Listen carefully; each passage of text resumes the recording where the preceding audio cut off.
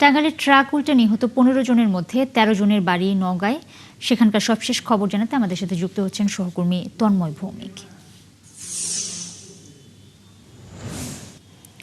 তন্ময়, আপনি সেখানে আছেন, নিশ্চয়ই আসলে সেখানে খুবই বেদনাদায়ক একটা পরিস্থিতি রয়েছে। সেখানকার অবস্থা একটু জানাবেন এবং যারা হাসপাতালে ভর্তি রয়েছেন আহত তাদের বিষয়ে সবশেষ কোনো আপডেট আপনার কাছে আছে কিনা?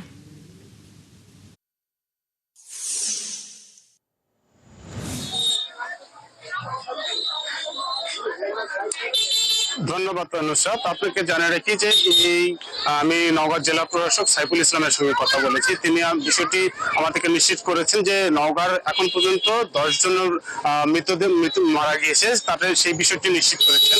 আর এর মধ্যে মান্দা উপজেলার ৯ জন এবং পার্শ্ববর্তী নিয়ামতপুর উপজেলার ১ জন, অর্থাৎ মোট নওগাঁতে ৯ জন মারা গিয়েছে। এছাড়াও আর ৬ থেকে ৭ জন এখন পর্যন্ত নওগাঁর যারা আছেন তারা টাঙ্গাইলে সব বিভিন্ন হাসপাতালে ভর্তি রয়েছেন বলে আমাকে জেলা প্রশাসক সাইফুল ইসলাম আমাকে যা নিশ্চিত করেছেন। আপনি জানেন যে এই যে তারা ঈদ করার জন্য কিন্তু এই গ্রামে আসছিলেন, তাদের নিজ গ্রামে, সেই গ্রামে কিন্তু এখনো বেদনাদায়ক, অর্থাৎ শোকে শোকাহত। অর্থাৎ আপনি দেখতে পাচ্ছেন চারিদিকে কান্নার রোল। অর্থাৎ যে স্থানীয় জনগণ যারা আছেন তারা কিন্তু, এখানকার স্থানীয় লোক আছেন, আত্মীয় স্বজন, তারা কিন্তু আসছেন। অর্থাৎ তাদের স্বপ্ন ছিল যে অনেক কিছুই করার জন্য, অর্থাৎ তারা ছোট ছোট ক্ষুদ্র ব্যবসা করে ঋণ দানা করে কিন্তু এই ঘরগুলো করেছেন। এখানে এটা দেখছেন যে একটা তারেকের বাড়ি, সেই তারেকের বাড়ি কিন্তু তারা ঋণ দানা করে এবং এই চুল সহ ছোট ছোট প্লাস্টিক দ্রব্য, সেই জিনিসপত্র সেগুলো বিক্রি করে কিন্তু তারা এই ঘরগুলো করেছিলেন। তারা স্বপ্ন ছিল যে বিয়ে করবে, বিয়ে করে তারপরে আস্তে আস্তে ঋণ দানা শোধ করে বিদেশে যাবে, কিন্তু সেই স্বপ্ন কিন্তু স্বপ্ন থেকে গেল। আপনি দেখতে পাচ্ছেন যে অসংখ্য লোক তারা কিন্তু এসেছেন তার পরিবারকে সান্ত্বনা দিচ্ছেন। অর্থাৎ আপনি জানেন যে এখন যে ঈদের আনন্দটা, সেই ঈদের আনন্দটা কিন্তু এখন বেদনাদায়ক হয়ে গেছে। অর্থাৎ এই গ্রামে যে ৯ জন মারা গিয়েছেন তাদের মধ্যে কিন্তু এখন শোকে শোকাহত। আপনি দেখতে পাচ্ছেন যে এখানে প্রচুর লোক কিন্তু ইতিমধ্যে কিন্তু প্রশাসনের পক্ষ থেকে কিন্তু উপজেলা নির্বাহী কর্মকর্তা কিন্তু এসেছেন এবং জেলা প্রশাসনের পক্ষ থেকে ইতিমধ্যে কিন্তু এই যারা মারা গিয়েছেন অর্থাৎ নিহত হয়েছেন তাদের প্রতি কিছু খরচের যে সরকারি খরচ সেগুলো বরাদ্দ কিন্তু তারা মোটামুটি আশ্বাস দিয়েছেন যে আসলে পরে তাদেরকে দ্রুত এটা স্থানান্তর করা হবে। ইতিমধ্যে উপজেলা যারা নির্বাহী কর্মকর্তা আছেন আক্তার জাহান সাথী, তিনি কিন্তু এই ঘটনাস্থল করেছেন এবং স্থানীয় সংসদ সদস্য একরামুল বাড়ি টিপু, তিনি কিন্তু এই ঘটনাস্থলে আসেন নাই, তবে সার্বিকভাবে তার দলীয় নেতৃবৃন্দ এসে এটা কিন্তু পরিদর্শন করছেন এবং তাদেরকে সান্ত্বনা দিচ্ছেন এবং যে যারা হতাহত হয়েছেন তাদের পরিবারের যে আর্থিক সহযোগিতা সরকারিভাবে সেগুলো কিন্তু তারা ব্যাপকভাবে তদারকি করছেন এবং আশ্বাস দিয়েছেন। এই সর্বশেষ ছিল এবং সর্বশেষ আমরা জানতে পেরেছি যে এই মরদেহগুলো আনতে আনতে সেখানে মোটামুটি রাত ৮টা থেকে ৯টা বাজবে, আমরা এটা জানতে পেরেছি। তারপরে দাফন করা হবে বলে আমরা এখানকার যারা নিহত পরিবার আছে তাদের সঙ্গে আমরা কথা বলে জানতে পেরেছি। তন্ময় ভৌমিক, অনেক ধন্যবাদ আপনাকে। দর্শক, টাঙ্গাইলে সড়ক দুর্ঘটনার খবর জানাচ্ছিলেন সহকর্মী তন্ময় ভৌমিক। স্বরাষ্ট্রমন্ত্রীর উদ্বোধনের ১ সপ্তাহ আগে চট্টগ্রামের জঙ্গল সলিমপুরের আলীনগরে সশস্ত্র হামলা করে এবং বুলডোজার দিয়ে র্যাব এবং পুলিশের নবনির্মিত ক্যাম্প গুঁড়িয়ে দিয়েছে সন্ত্রাসীরা। আগামী ৩১শে মে ক্যাম্পটি উদ্বোধনের কথা ছিল। সোমবার রাতে রাস্তা কেটে যোগাযোগ বিচ্ছিন্ন করে হামলা চালায় সন্ত্রাসীরা। এ সময় পাল্টা গুলি চালায় আইনশৃঙ্খলা রক্ষাকারী বাহিনী। পরে এলাকায় অভিযান চালিয়ে ২০ জনকে আটক করে যৌথ বাহিনী। প্রণবেশ চক্রবর্তীর প্রতিবেদন, ক্যামেরায় ছিলেন জহিরুল ইসলাম। চারপাশে পাহাড়ে ঘেরা দুর্গম চট্টগ্রামের সীতাকুণ্ডের জঙ্গল সলিমপুর এলাকা। এখানে অপরাধের স্বর্গরাজ্য গড়ে তুলেছে সন্ত্রাসীরা।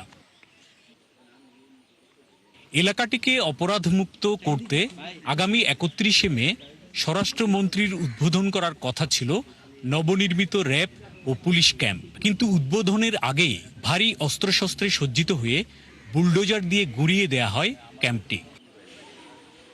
এলাকাবাসী জানায় রাত ২টার দিকে গোলাগুলির শব্দে তাদের ঘুম ভাঙে। ভোরের দিকে আইনশৃঙ্খলা বাহিনীর সদস্যরা অভিযান চালিয়ে তাদের স্বজনদের আটক করে নিয়ে যায়। ট্যাঙ্কার আছে, ওগুলো নিয়ে আসি, এদিকে ভাঙচুর শুরু করলো। তো আমরা আতঙ্ক হয়ে দৌড়াদৌড়ি করার পরে আমাকে একজন পাইছে, তো আমাকে পায়ের মধ্যে ২-৩টা বাড়ি দিছে, ফাটে গেছে। ওরা গুলি চালাইছে? হ্যাঁ, ওদের কাছে গুলি ছিল, ওরা গুলি মারছে, আমরা দেখছি। আমাদের যদি শান্তিভাবে এখানে থাকতে দেয় দিবা, আর যদি এরকম অত্যাচার হয় আর এরকম গোলাগুলি আমরা এখানে থাকতে চাই না। আজকে যেগুলো মানুষ ধরছে মনে করেন এখানে আমি একবার কোরআন শরীফ 30 পারা কোরআন শরীফ মাথা নিয়ে বলতে পারবো যে এখানে একটা দোষী নেই। এখানে পুলিশের কয়েকজন আমার হাজবেন্ডের ধরছে, জিজ্ঞেস করে আচ্ছা যান বাসায় যান গা। সুপরিকল্পিত এ হামলায় সন্ত্রাসীরা প্রথমে জঙ্গল সলিমপুর এবং আলীনগর প্রবেশের প্রধান সড়কটি কেটে যোগাযোগ বিচ্ছিন্ন করে দেয়। এরপর একযোগে ভারী অস্ত্রশস্ত্র নিয়ে হামলা চালায়। এটা আসলে তার তো টেকার সুযোগ নাই। তখন রাষ্ট্রের ভিতরে রাষ্ট্র বা দেশের ভিতরে দেশ থাকবে আর আমরা ওই বসে থাকবো। আমরা এখানকার আইন শৃঙ্খলা নিয়ন্ত্রণের জন্য, এই জনপদের শান্তি ফিরে নিয়ে আসার জন্য আমাদের তরফ থেকে আইন শৃঙ্খলা বাহিনী হিসেবে আমাদের যা যা করণীয় আমরা তো করব। ক্যাম্পের সীমানা প্রাচীর বুলডোজার দিয়ে গুড়িয়ে ভেতরে ঢোকার চেষ্টা করে হামলাকারীরা। অন্য একটি ক্যাম্প পুরোপুরি ধ্বংস করে দেয়া হয়। হামলায় AK-47 ও SMG'র মতো ভারী অস্ত্র ব্যবহার করা হয়েছে বলে জানান র‍্যাব 7-এর অধিনায়ক। আমরা জানতে পেরেছি আগে যারা এরকম হামলা করেছে তারা এখন বিভিন্ন জায়গা থেকে বের হয়ে এসেছে। এই ব্যাপারে আপনাদের বক্তব্যটা কি?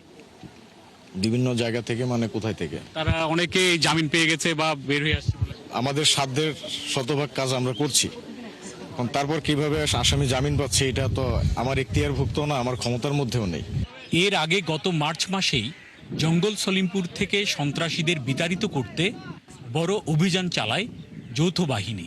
আগামী 31শে মে এই র‍্যাব এবং পুলিশের নতুন ক্যাম্পটি উদ্বোধন করার কথা ছিল স্বরাষ্ট্রমন্ত্রীর। তার মাত্র এক সপ্তাহ আগে বুলডোজার দিয়ে ভেঙে দিয়ে এবং ভারী অস্ত্রশস্ত্র নিয়ে হামলা করে শক্তিমত্তার জানান দিল এই জঙ্গল সলিমপুরের দুষ্কৃতিকারীরা। এটি কি রাষ্ট্রের বিরুদ্ধে চ্যালেঞ্জ কিনা, এখন সেই প্রশ্ন বড় হয়ে দেখা দিয়েছে। প্রণবেশ চক্রবর্তী, ৭১, জঙ্গল সলিমপুর, চট্টগ্রাম। নারায়ণগঞ্জের ২৫০০-এর ব্রাহ্মণদী ইউনিয়ন বিএনপির সাধারণ সম্পাদক ওসমান গনিকে কুপিয়ে হত্যার ঘটনায় স্বেচ্ছাসেবক দলের সদস্য সচিব রমজান মিয়া সহ ৪ জনকে গ্রেপ্তার করেছে পুলিশ। ২৫০০ থানার ভারপ্রাপ্ত কর্মকর্তা সবজেল হোসেন জানান, নিহত ওসমান গনি দুপতারা ইউনিয়ন পাঁচগাঁও কাউন্দা চকের জমি থেকে অবৈধভাবে ভেকু দিয়ে মাটি কেটে বিক্রি করতে গেলে ওই ইউনিয়ন স্বেচ্ছাসেবক দলের সদস্য সচিব রমজান মিয়া সহ কয়েকজন চাঁদা দাবি করে। এরপর ২১শে মে রাতে ওসমান গনি আবার ওই চকে গেলে তাকে কুপিয়ে হত্যা করে রমজান মিয়া এবং তার লোকজন। হত্যার ঘটনায় সেই রাতেই রমজান মিয়া সহ ৪ জনকে গ্রেপ্তার করে পুলিশ। এরপর শনিবার রাতে নিহতের স্ত্রী সুলতানা রাজিয়া বাদী হয়ে সাবেক সংসদ সদস্য নজরুল ইসলাম বাবু সহ ১২ জনের নাম উল্লেখ এবং আরও অজ্ঞাতনামা ৩০ জনকে আসামি করে ২৫০০ থানায় মামলা দায়ের করেন।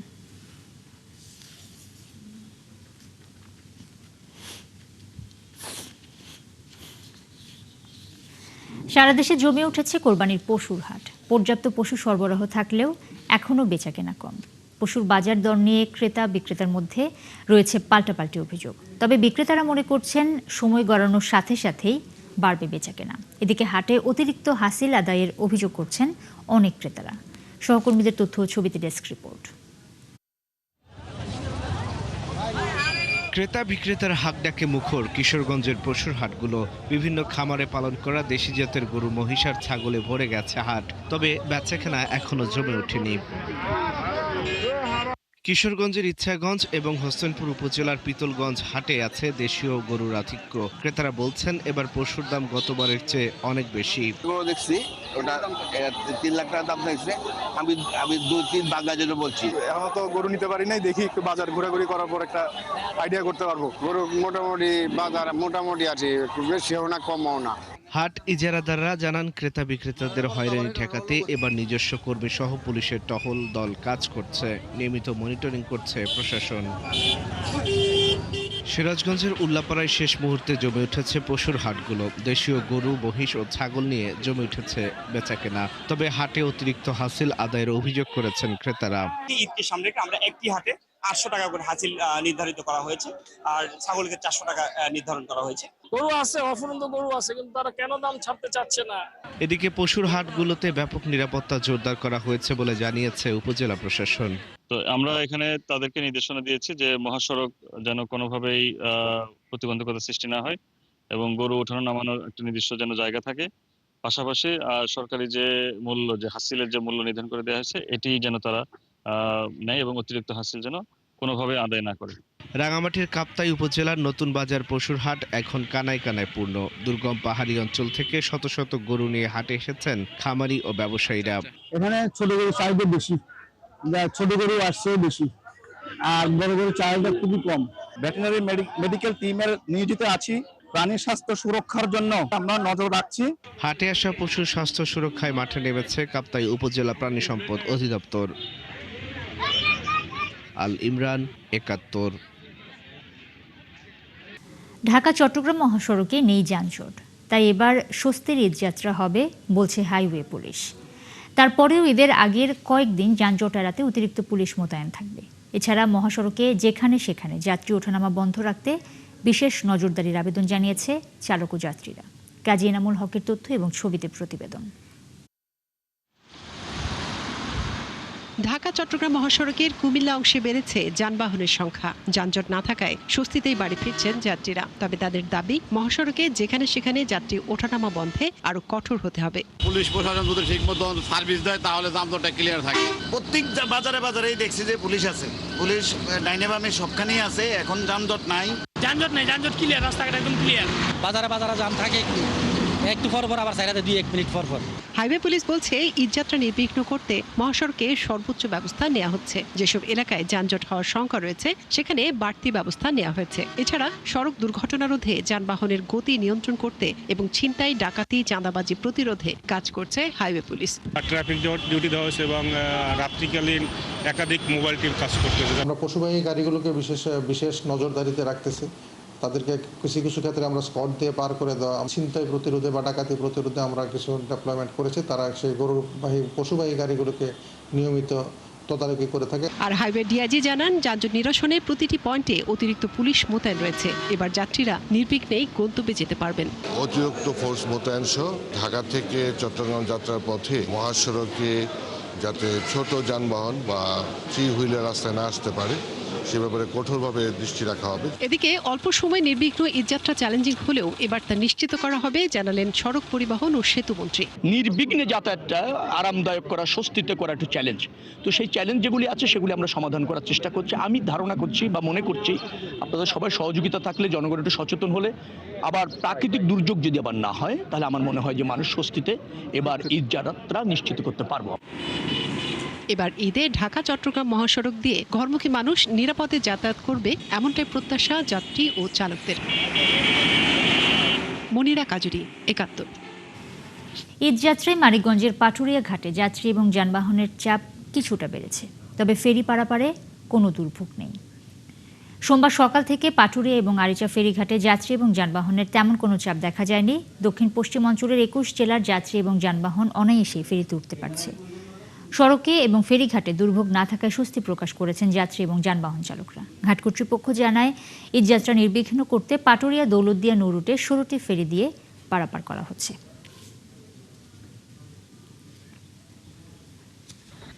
রাস্তায় কোনো সমস্যা হয়নি। গাবতলী থেকে গাড়ি পেয়ে গেলাম, সাথে সাথে এটা আসলাম। মোটামুটি সবই রাস্তা ক্লিয়ার ছিল। এখন এই যে ঘাটে উঠবো, ভালো, এখন সেরকম যানজট নাই। ঘাটের যে পরিবেশ, সবাই যাত্রী সেফলি নামাই দিয়েছে, এটা আমি খুব খুশি হয়েছি। দেশের মৎস্য সম্পদ সংরক্ষণ এবং উৎপাদন বাড়াতে সরকার নানামুখী উদ্যোগ বাস্তবায়ন করছে বলে জানিয়েছে কৃষি এবং পানি সম্পদ মন্ত্রী আমিনুর রশিদ ইয়াসিন। সোমবার কুমিল্লার ভিক্টোরিয়া সরকারি কলেজের আয়োজনে পোনা মাছ অবমুক্তকরণ কর্মসূচির উদ্বোধনী অনুষ্ঠানে তিনি এসব কথা বলেন। এ সময় মন্ত্রী আরও বলেন, জলাশয়ে পোনা মাছ অবমুক্ত করার মাধ্যমে দেশীয় মাছের উৎপাদন বাড়বে এবং পরিবেশের ভারসাম্য রক্ষায় গুরুত্বপূর্ণ ভূমিকা পালন করবে। সরকারের পাশাপাশি সাধারণ মানুষকেও জলাশয় রক্ষা এবং দেশীয় প্রজাতির মাছ সংরক্ষণে এগিয়ে আসতে হবে।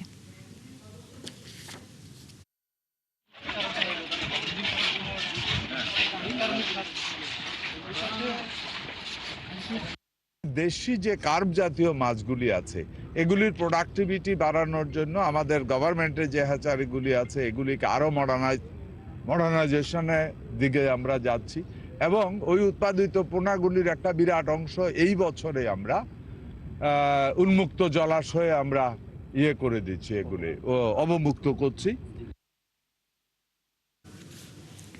2 মাসের নিষেধাজ্ঞা শেষ হলেও ভোলার মেঘনা তেঁতুলিয়া নদীতে মিলছে না ইলিশ। এতে চরম হতাশা নিয়ে নদী তীরে ফিরছেন জেলেরা।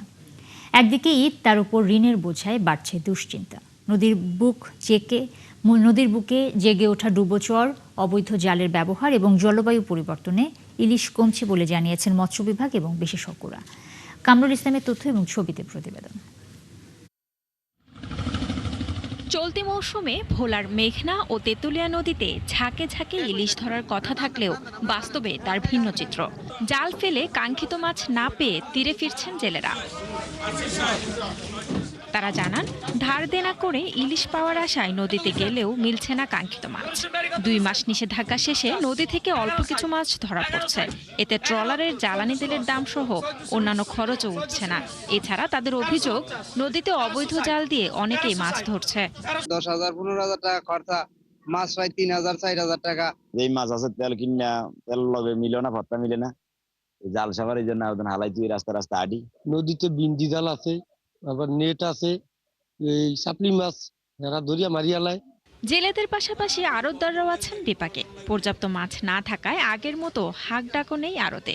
মাছ নাই, বেচা কিনেও নাই, মাছও নাই, আমরা না খাই মিথ্যে আছি। অভিযানের পর থেকে কোনো মাছের কোনো নাই, মাছ নাই নদীতে, আমরা খুব সমস্যায় আছি। জলবায়ু পরিবর্তনে নদীর মাছের খাবার কমছে, পাশাপাশি নানা অবৈধ জালের কারণে ইলিশ বাধাগ্রস্ত হচ্ছে বলছেন বিশেষজ্ঞরা। নদীতে দখল, দূষণ এইগুলোর কারণেও কিন্তু নদীর খাদ্য কমে যাচ্ছে। তার মানে মাছের যে খাবার, যেটা ফাইটোপ্ল্যাঙ্কটন, জুপ্ল্যাঙ্কটন আছে, এটা কমে যাচ্ছে। এবং এটার পাশাপাশি একটা বড় কারণ হচ্ছে সাগর থেকে যেই জায়গা দিয়ে আসলে নদীগুলোতে মাছ ঢুকবে, এই মুখে প্রচুর পরিমাণ অবৈধ জাল, বাধা, বেহুন্দি, চর ঘেরা থেকে শুরু করে নানা ধরনের অবৈধ জালের কারণে কিন্তু সাগরের মধ্যে মাছটা আসতে পারছে না। জেলা মৎস্য কর্মকর্তা জানান, এই মৌসুমে নদীতে ইলিশ কম পাওয়া যায়। তবে জুলাই আগস্টের বৃষ্টিতে নদীর পানি বাড়লে ঝাঁকে ঝাঁকে ইলিশ ধরা পড়বে। জুলাই, আগস্ট, সেপ্টেম্বরে যখন প্রচুর বৃষ্টিপাত হবে, নদীতে পানির উচ্চতা বাড়বে, তখন ইলিশগুলো আবার ফিরবে বেশি দলে দলে, ঝাঁকে ঝাঁকে।